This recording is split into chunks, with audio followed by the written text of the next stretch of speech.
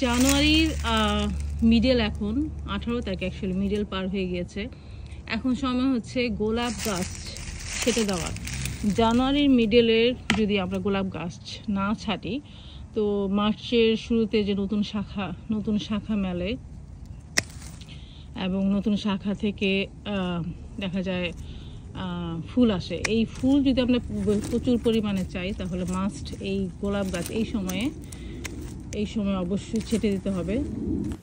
তারপর অনেক ডাল আছে যে দেখবেন যে সোজা না হয়ে আড়াআড়ি ভাবে উঠে যাচ্ছে, সেই ডালগুলি আসলে আমরা কেটে দেবো যেন গাছটা সোজা থাকে। চিকন চিকন যত ডাল আছে, শুকনো মরা ডাল, তারপর মেইন কাণ্ড থেকে যে শাখা ডালগুলি সেগুলো কেটে গাছকে গোলাকৃতি মতো করব, যে সবগুলোর ডাল যাতে মোটামুটি লেন্থটা সমান থাকে।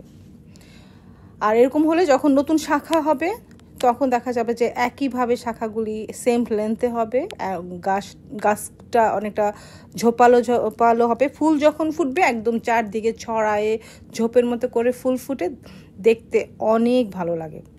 আমার বাসায় প্রায় যেটা বলেছি 22টা গোলাপের গাছ আছে। এইগুলি যদি আমি এখন সবগুলি যদি ছাড়তে হবে, বাট একদিনে সম্ভব না, যদিও ওয়েদার অনেক খারাপ। যখন একটু মাইল্ড ওয়েদার থাকে তখন আমি একটা একটা করে ছাড়বো।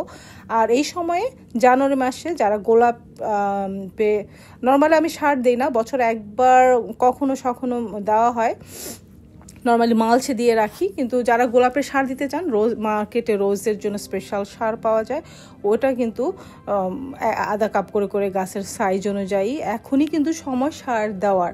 তো এই 1-1.5 মাসে সারটা যখন ডিজলভ হয়ে যাবে এবং গাছে যখন ফুল আসবে, খুব বড় বড় সুন্দর ঝোপালো হয়ে সারা গাছে ফুল ফোটা শুরু হবে।